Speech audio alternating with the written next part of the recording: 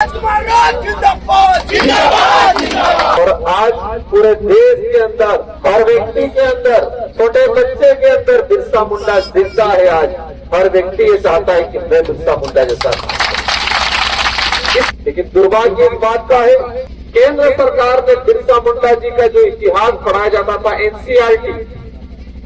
NCERT की किताब में बिरसा मुंडा जी की जीवनी लिखी थी, बिरसा मुंडा जी का इतिहास लिखा था और उनके उद्देश्य उपदेश लिखे थे। वो किताब पूरे देश के अंदर सारे विद्यालयों में पढ़ाई जाती थी। 12वीं क्लास की सामाजिक विज्ञान, और उस किताब में 2024 में बिरसा मुंडा जी का इतिहास आधा चैप्टर पूरा हटा दिया और बिरसा मुंडा जी का जो उपदेश था उस उपदेश को हटाने का काम किया। बिरसा मुंडा जी ने जन्म यहाँ लिया, उन्होंने अंग्रेजों से लड़ाई लड़ी जो तात्कालिक जो समय था, और आज पूरे देश के अंदर दीदी कुछ ला रहे।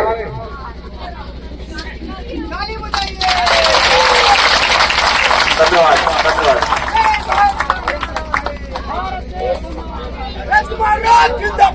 जिंदाबाद जिंदाबाद जिंदाबाद जिंदाबाद जिंदाबाद जिंदाबाद जिंदाबाद। आगे काफी कार्यक्रम है, समय हो रहा है, लेकिन मन कर रहा है कि यही घंटा 2 घंटा रुक जाए।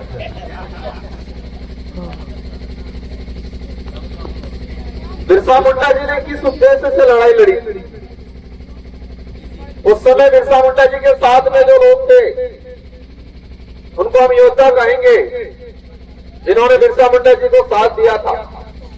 इन सबका उद्देश्य क्या था? इनकी विचार क्या थे? आदमी को मजबूत विचार और उसका संघर्ष मजबूत बनाता। तो 25 साल की उम्र में, मतलब ये 16-17 साल की उम्र में उन्होंने लड़ाई लड़ना शुरू कर दिया होगा। इन्होंने कितना सोचा होगा, कितना अत्याचार देखा होगा उस समय। जब पैदा हुए होंगे, समझदार हुए होंगे, तब से उन्होंने अंग्रेजों की, सामंतवादियों की जो तानाशाही थी, जो अत्याचार था, उन्होंने समझा होगा, उसको महसूस किया होगा, उन्होंने आसपास देखा होगा, उन्होंने इन जंगलों को समझा होगा, इस माटी को समझा होगा।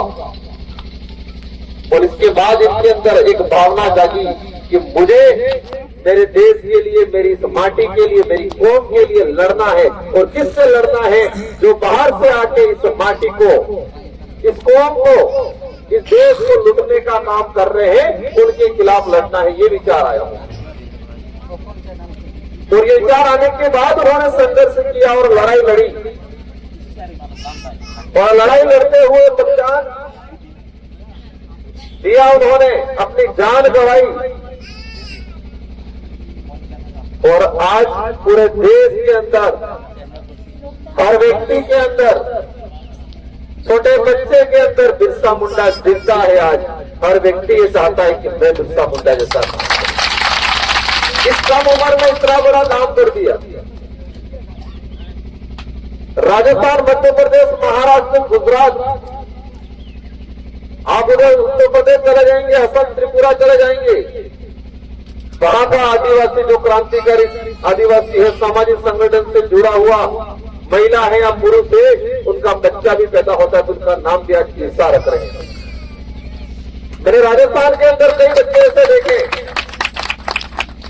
कई स्कूलों में जाते हैं हम, कई अभिभावकों के, तो बच्चों ने, उनके अभिभावकों ने उनका नाम बिरसा रखा। इस कम उम्र में उन्होंने अपना त्याग दिया, लेकिन आज भी वो जिंदा है। वो इसलिए कि अपनी कौम के लिए लड़े।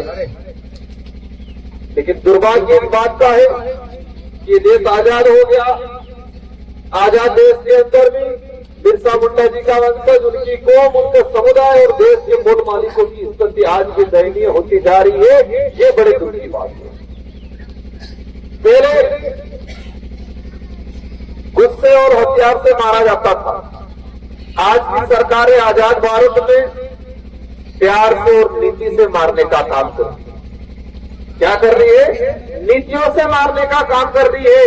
अंग्रेज लोग, राजा रजवाड़े लोग, मुगल लोग लट से, हथियार से अत्याचार करते थे हमसे, और आज की सरकारें प्यार से, कलम से अत्याचार कर रही है। किससे अत्याचार कर रही है?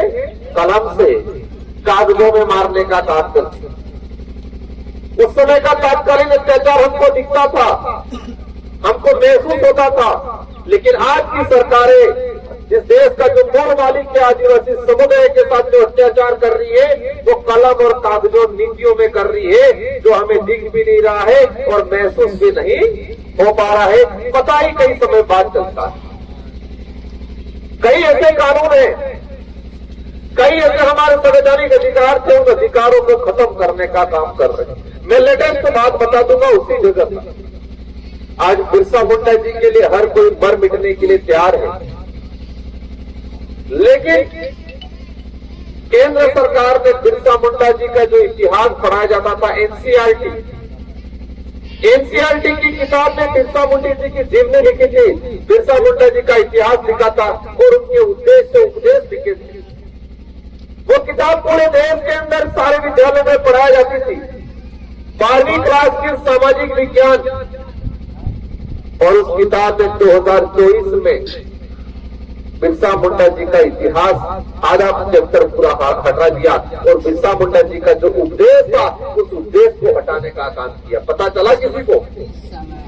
क्या ये अत्याचार नहीं है? ये क्या हमारे अधिकारों, हमारे इतिहास का हनन नहीं है? लेकिन हमने विरोध नहीं किया क्योंकि हमको पता नहीं चला, क्योंकि उन्होंने कलम और कागजों से मारा, नीतियों से मारा, हथियार से नहीं मारा। तो हमें जो अत्याचार हो रहा है, जो कलम और कागजों में और नीतियों से अत्याचार हो रहा है, उस अत्याचार को समझने की जरूरत है।